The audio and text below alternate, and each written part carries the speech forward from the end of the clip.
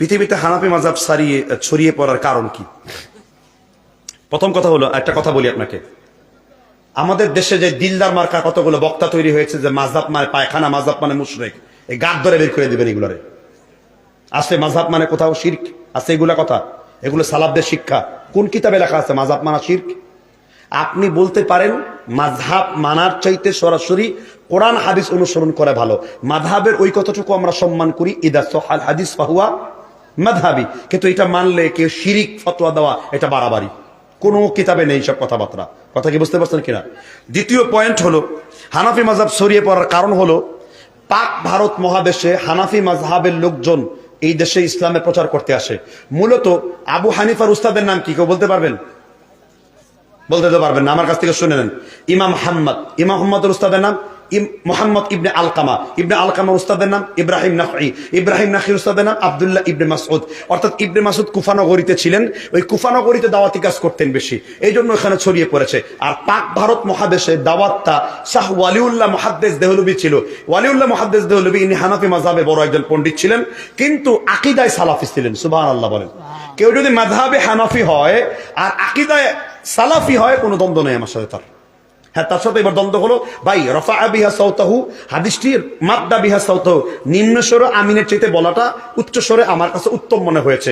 রফাইদান সারার চাইতে রফাইদান করার হাদিসটা উত্তম মনে হয়েছে। তাহতা সুররার চাইতে তাহতা তানদুয়া, পেটের উপর হাত বাঁধারা, নাভির বরাবর হাত বাঁধারা উত্তম মনে হয়েছে।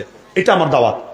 কিন্তু আকীদায় বিচ্যুতি, আশআরি মাতুরিদি, দুধের সাথে পানি, হুলুল, সুবহানে ওয়া সুবহানিকা, ইসিয়ানে ওয়া ইসিয়ানিকা, তোমার বিরোধিতা, আল্লাহর বিরোধিতা, মানসুর হাল্লাস, আর জিকির করতে করতে বট গাছে ওঠো, মাগার মান্দার গাছ চোখে দেখতে পারো না, আছে না নাই?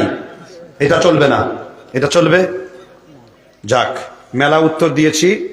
আচ্ছা, এই কারণে হানাফি মাযহাবটা ছড়িয়ে পড়েছে। হানাফি মাযহাবটা কি?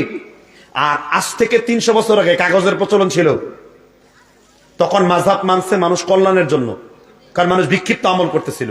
এই জন্য আলেমরা একটা বর্ডার তৈরি করেছে, যে একটা বর্ডার থাকলে মাসআলাগুলো সুন্দরভাবে আমল করা যায়। কিন্তু আলহামদুলিল্লাহ এখন তো কাগজ আছে, প্রিন্টার আছে, হাজার হাজার কিতাব আছে। তো তোমার ফতোয়া যদি কোরআন হাদিসের বাইরে যায়, আবু হানিফা কি বলছেন?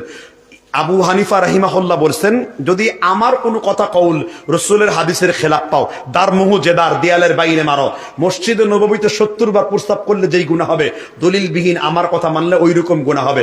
এটা আবার আমি বলি নাই, হাফেজ আল্লামা বদরুদ্দিন আইনি উমদাতুল করির মধ্যে হাসিয়াতে আলোচনা করে গেছেন। সুবহানাল্লাহ বলেন। আপনারা তো বুঝেন, আমরা কিন্তু ব্যাপক এই নিয়ে লেখাপড়া চালাই। কি লেখাপড়া চালাই? ব্যাপক। আমার অসংখ্য কওমি মাদ্রাসা দাওয়াত হয়েছে। এবার আমি তাদের সাথে বসি, আমার সামনে পান খায় না, ডরে, হুজুর এসব ফতোয়া দিয়েন না। আমি ফতোয়া দিব, এটা হারাম, আপনি খাইলেও হারাম। আপনি কি মনে করেছেন আমি ভয় পেয়ে থাকবো? দাওয়াত দিচ্ছেন আসছি ওয়াজ করতে, সমস্যা কি? কথা কি বুঝতে পারছেন কিনা? তাদেরকে কটাক্ষ না করে দলিল দিয়ে আলোচনা করছি। আলহামদুলিল্লাহ কাজ হচ্ছে, ভালোবাসা তৈরি হচ্ছে। আগে দেখলেই গালি দিত, এখন গালিটা কিন্তু কমে এসেছে, আর কিছুদিন পর আরো কমে আসবে। কাজেই আমাদেরকে আমাদের মতো কাজ করতে দেন। সকলের দাওয়াতি সিস্টেমে একরকম হবে, এটা বলছে কি আপনাকে?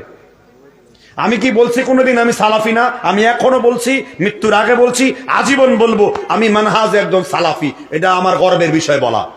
কোন সমস্যা আছে? আমি আমার আকীদা মানহাজ ঠিক রেখে আরেক ব্যক্তিকে সম্মান দিব, নাজায়েজ আছে ইসলামে? এত হিংসা কেমনের মধ্যে? দাওয়াতি কাজের জন্য কল্পটাকে প্রশস্ত করেন। কাজে আব্দুল্লাহ যে টেকে আগাচ্ছে, আলহামদুলিল্লাহ, এটা রাইট টেক।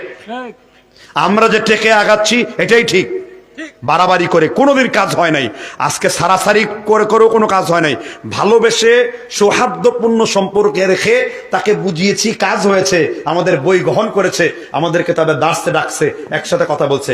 এতে যদি আমি শিয়াদের মতো আকীদা মানহাজ গোপন করতাম, আমার